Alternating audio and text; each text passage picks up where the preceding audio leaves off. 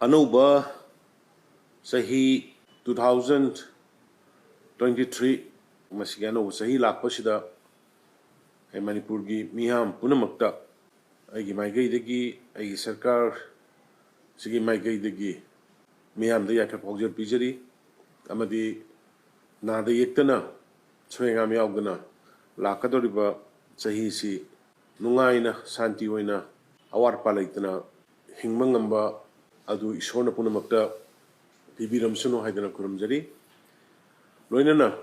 Manipur Miyamgi Mapandagi Haukiba Tamama Sahimanga Aduga Handaki Anouba Sarkar Haukiba March Tarik Kungani Toydagi Paijarakana Tat Tarenipangi Tabak Togjarakosida Manipur Miyamgi Sahazok Dagi Blessing Dagi Take the Kaidana Anouba project Kaya Paikat Pangamba Semkat Pangamba Hana Mamangi Tamda Loiramna Leiba project Kaya Sangabagi Kudong Saba Piba Sing Tampunamakta Ban blockade strike Muknaba Kana Sainaba Laitana Inglasimna Hingmin Han Dana Nungshi Shanaba Uhan Birapi the Makai Manipurgi Miyambu Hanana Takachari Haukiba Ekoi Sahi Matek Sida Ta Tare Nipan Sida Koi Hana Loisalaga Sangadana Leiba Adu Loisan Bangamamdana Leiba Tabak Sing Kayama Loisale Anouba Chahi Lakpada Koi Sangabagi Mantuina Hokiba December gi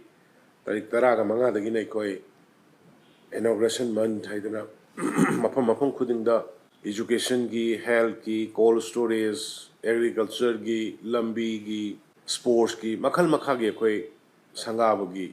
Tabak Chatharai Lakliba Tarik Taruk Saju Koi tentatively Manipur Miyam Yam the Kauran Nairaba project Sing Khara Honorable Union Home Minister Adugum Amit Chahi gi Kutang da Mahak na Lengbi Laga Sangana Bagi preparation Tokjari Mashida Yamaruina Koi Puariga Sago Narabadumba Nongpok Thong Kanglagi Nongpok Thong a quick Sabo Loy Bukuire Nongpok Thong Sangana Nabagi the Mukta Koi Sam Sabo Loire Adagoloina Adumba Puari Gasago Naba Ibido Marchingi Sagol Kangzi Hodokiba Mapam Ada Kinkaliba Puchama Kulum Wangba with the marching get the polo statue, a koi Numitu Sangana Bagi Pandan Tamjari, Luna Yamna Maruina, Singilam the Amatangairaba, Joshanpur Medical College, Koi Honorable Union Home Minister, Lakanda, Sangana, Rokai, Preparation Dogjari, Algolina, Sanaroi Singna, Saktakpa, Leibakni, Sanaroi Singi, Mogi Katokpana, Maliamda, a koi Zati Saktai, when you do Sanaroi Singi Dugi the Mukta dedicate Toraba. Olympian Park, Adugma Olympian Park, Adu Koi Honorable Union Home Minister Misaji Lakpada Koi Sangana Batharang Tokjari. Masida Natana Karor Chahum Muki, Loyerba Project Sangana Bakoi Siam Sabaloire, Adugolonian Anouba, Foundation Stone, Karor Lishing Amagumagi, Foundation Stone, Domana Bugisokoi, Preparation Logere. Miyamda, Aina Masitam Jeribasi, Haukiba Sahimanga, Amadi, Antaki Sakriba Ta. Tari Nipan Sida Mayamgi Mapandagi Singtam Animakta Nungshishan Bagi Mami Handak the Pangtokiba Sangai Festival the Sing Habatam Haiba Tribal Haiba General Haiba Kaidana Koi Amatoina Mapam Taraga Marida Santi Wina Karigma Makalamatagi Toning the Batogok Tokana Pangtokiba Festival of Oneness Masakta Kiba even Honorable Prime Minister Magna Madu recognition Bibirakiba Nasipuna Masiman Purmiam Pandagini Aduna Education Gilamda Ekoi School Fagadansi, Hyper Mission Makada, Kendra Kuding the Quick Model School Ani, Local Kanda Koi, Samka Sagat Pagitabak, Isha Singa, Anouba Tungi Mirol, the Afava education, quality education pin in the Mahona Badakoi, my partner Sangsili, Oza Singbu, Karamamong the Satra Sing, Tapi Gadagi, Karini Hen effective way get have you Wakalonda, Star Education Policy Hogopana, develop countries in the Gi. Adugumba America, France, Germany, and Singapore was asking Kaurakanda. Okay, was asking with training PN Magitabuk Secretary. School college in the Isanupi Sing, Isan Sing. Mayamna Satpamatam the Teneriba, Tagi Konkap Lakpada, Nungaitaba, Hainadaba, Ikaiba, Adanamaram Warakanda Masada, Makal Makagi Lena Pohan Bakayadu, Kognana Baikoi, sarkarna masa masagi adugumba ngakthok chananaba school college the line phanganaba koi sanitary patching koi install to bo hokre aduna awat pale hori bising so koi paksanna thungnaba athuba matamda sanitary patching kinnaba honajaragni health hena mang onsinaba sarkar sina honari education gi lamda aina panbada university DM college haram badung asi college mayama me affiliate holaka nama dana manjuri university wong khatana ekoi function to go phajana hore dana manjuri university gi lupa crore yankhai muki infrastructure honorable union home ministeramisaj ne laga sangabada yawgudori asida natana manipur technical university fajana function ta hondana loinana manipur cultural university triple ITSZ sugumba makhal makha kaya gi IT gi lamdasu education pidana ekoi hantak de koi na koi naharol naha lising ani muki training pidana hotel management institution hangdana yang kanna hagolaiba naharol sing afaba mahi masing mana pamba lambi da satpangam na bagi lambi actually adu danatana IAS aspirant IAS thaningba IPS thaningba mapan na chatlaga coaching to buding amjadaba paisagi khudong chaba leitaba backup to binaba leitaba ada leifam gi khudong chaba leitaba isa sing mayam adu khankal lakanda satra mahiroi lising ama ani dagi khankal lakanda satra chani direct class delhi dagi adugumba faculty mayam kauraka ekoi direct coaching class hokre adu da natna amu virtual da alaski through the virtual coaching da satra chahum amaga punna satra changa gumba state sidagi koi IS aspiration gi koi training piba lepana chathragli angang sing school education da hena mai gonsan baga loinana ekoi masel gi marakta amaga wa fauna ba wari sana ba nungaina ba language ekoi gi leiriba dialect sing amaga tamna handana manipur gi local language sing tamna na gi ekoi class hokre madudai da koi satra hujik chahum gi maya da lakana hujik tami fast phase da hauragliba satra naharol singna mahairoi singna habak changbada corruption gi ama chingnaba leiriba du kokna bagi damakta handaki manipur public service commission na loba exam aikoi makhal da matagi favoritism nepotism and corruption yaudna haidok khibagi mami lebak mayam na khangi social welfare gi haidok khiba DRDA gi haidok khiba IRB gi haidok khiba mi lising ani gi na cham chani gi matakta haidok khiba sigi da mayam na hena khangwire yari makai sarkar sina koi corruption bu sogataba favoritism nepotism leitaba merit basis da merit based da ayam thabak tongna bo hona jari haibasi mayam hena khangwire daga masiga iroina na aikoi lamdam sida yamna tangai fadraba health sector da aikoi jenims da MBBS ki hana sit chama katalerbadu MBBS ki sit chama yankai hengadan mangamkhre government amadi aikoi gi private hospital shija Taurukana medical college hanga kana MBBS chama tamba hokre sigi mathakta Chorsanpur gi medical college da MBBS hatra chama magi class hokre punna haji phawbada sahum gi yankai rims ki yaudana aduna manipur da mayok na riba doctor gi award pasing ekoi mathangi kam dadi phajana ekoi mengkhatpa ngamagani haibagi thajaba ekoi da thammi singi manung hanjanba jaga singda ekoi oxygen plant mayam ayam loina lingre trauma center hangba yaba jaga sing ekoi hangkre 50 bedded hospital oiramba 100 bedded hospital ekoi upgrade tawkre singi mafam singda doctor sing lainana ba oja sing lainana ba ekoi makoi gi guest house transit accommodation singi mafam taraga nipan mapan da saba ekoi loikre athu okai chanana ba gi damakta ekoi helicopter service singi mafam kaya singna yonana ba ekoi helipad mafam tarukta saba loisalae hana gi dugi matakta sumai tawdana health amadi education gi sector da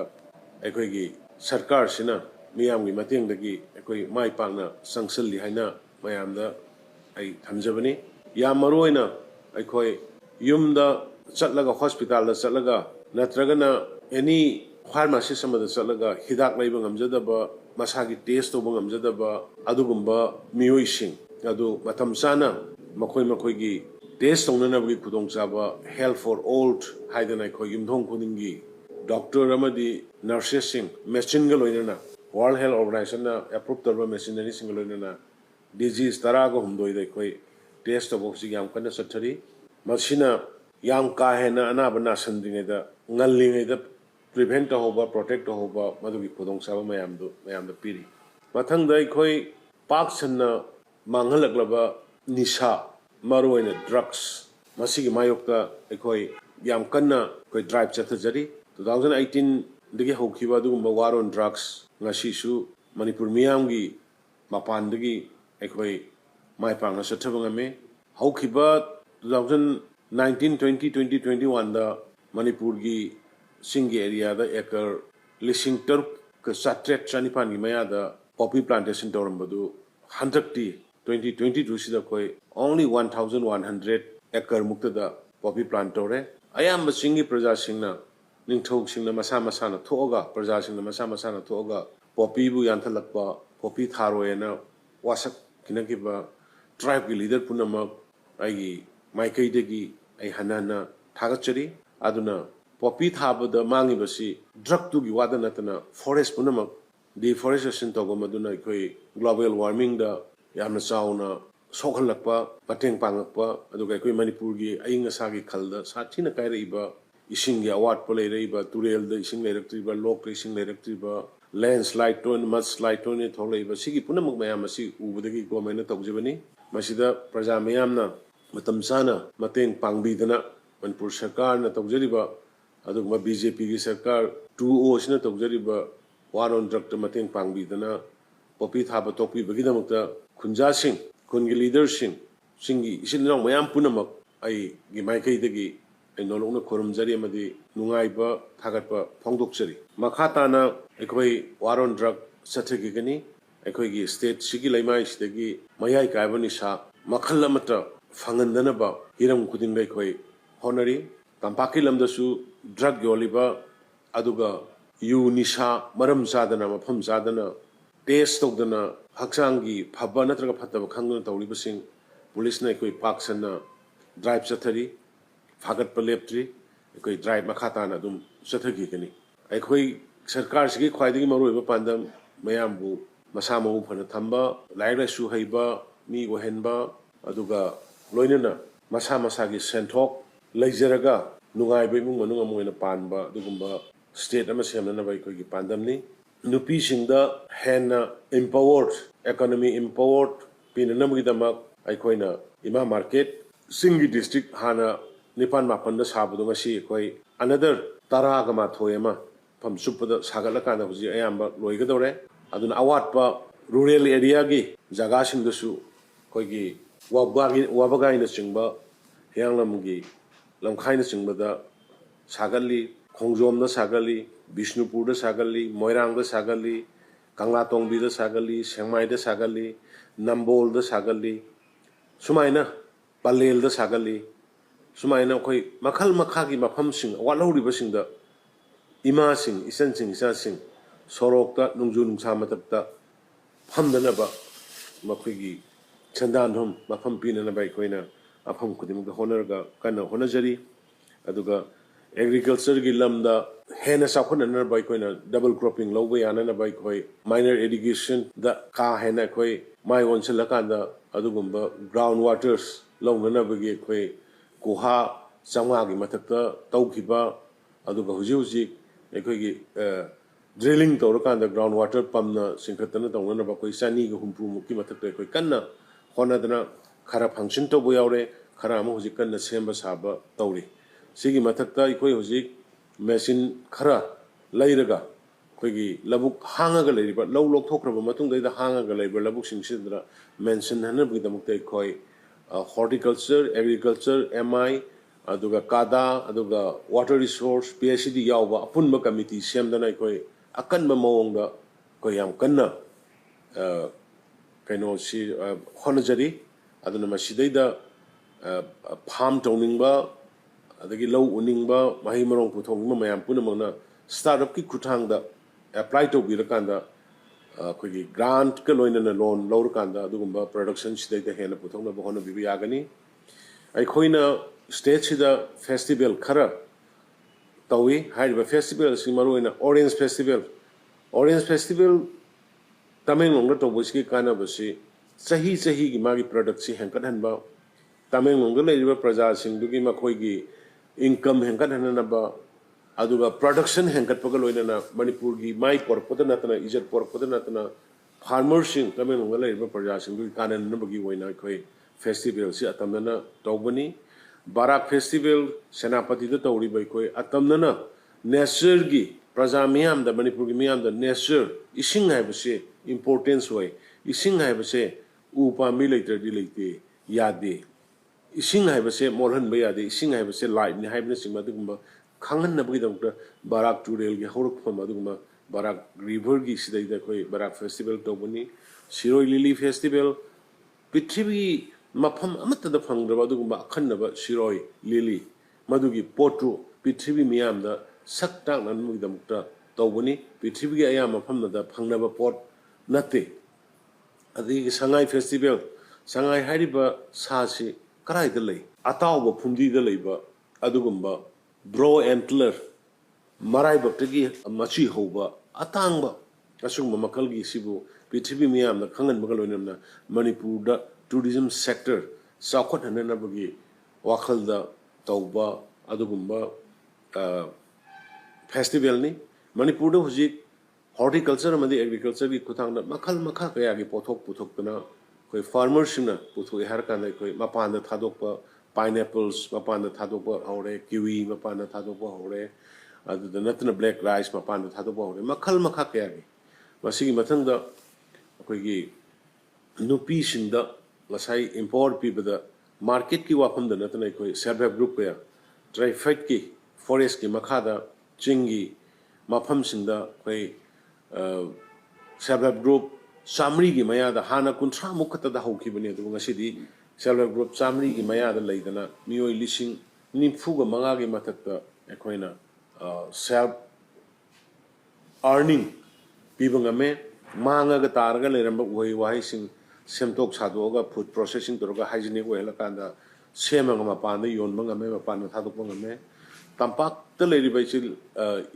sel singna ꯑꯩꯈꯣꯏꯒꯤ RDꯒꯤ ꯃꯈꯥꯗ self-help group ꯁꯦꯝꯃꯦ ꯍꯥꯏꯔꯀꯥꯟꯗ ꯃꯤꯑꯣꯏ ꯂꯤꯁꯤꯡ ꯍꯨꯝꯐꯨꯒꯤ ꯃꯌꯥꯗ ꯂꯥꯛꯀꯤ ꯃꯌꯥꯗ ꯊꯕꯛ ꯄꯤꯗꯅ self-help group ꯁꯤꯡ ꯇꯧꯗꯅ ꯂꯦꯕꯔꯒ ꯄꯨꯟꯁꯤꯟꯅꯔꯦ ꯍꯥꯏꯔꯀꯥꯟꯗ ꯃꯈꯜ ꯃꯈꯥꯒꯤ ꯑꯩꯈꯣꯏ ꯈꯨꯗꯣꯡꯆꯥꯕ ꯄꯤꯔꯤ Honorable Prime Minister Narendra Modi ji magi scheme makhal makhagi scheme kayada Manipurgi prajasinda kanaba phangalle ꯑꯩꯈꯣꯏ farmers singda Chahi palising taruk magi account na sangakana tauriba adagi aikoigi agriculture gi sector da drone use torokanda aikoigi urea hena season adanaba Honorable Union Home Minister Amit Shah ji gi makhada natural farming rom the hena emphasis pinanaba organic farming rom the hena emphasis pinanaba makhal makhagi development kaya aikoi sidai dai koi honajari aduna aikoi laiba Chahi sida aikoi gi leijari bangasi mayamna ani shubugi tam oina pibiraba sarkar koi BJP 2O sigi sarkar sina aikoi sungsoi soidana Manipur gi waliba singamadi tamda lairiba leitalaira awana mayam sigi fibam phagadana koi leptana tum da sadana koi hona jagani da masida hanagumna Manipur gi miyamna hanagumna Manipur gi naharul singna Manipur gi praja punamangna ban blockade laitaba aikoi masel gi marakta ungkhana ba laitaba aikoi masel gi marakta nungsi sanana leiba dugumba Manipur ama ohenbina na bai miyamda mateng nijabani aikoi leiminari ba jati punamak Maitai oigera, Naga oigera, Kuki oigera, Thadau oigera, Maitai Pangal oigera, aduga lay Hanadagi, Mahoroni Lairaiba, Chilno Mayam oigera, Koi Amatani, Manipur she Koi Mayam Apun Bagini, on the Aina Ladiba, Mapamado, Aina ownership, Oirkanda, Naxianba, Zangal Koktaba, Ishing Lunana Tamba, Bazar Lunana Tamba, Iram Nalam Lunana Tamba, Haiba Punamose, Isa Isanadai, Loneraga, Samkat Minasi, Haiba Pum Christisu, a appeal toningi, Aduga Loinana, a koi lakador basahi sida makhal tamatagi karima makhal amatagi pamdaba thogdok thogan bidaba akhoi masel hanagumna hauki basahi mangada ingna chingna akhoi masel ichilina oina amato oina leibagumna leminaba phangba ohenbiu haidnai sorni famda thongni jari oina na miyamda amohna akhoi punamak machin mana oibagi pandam duda ingna chingna lakadaba sahi si lemin na si hai bo pham sa apil tawjar gai amohna mayambu khurum jan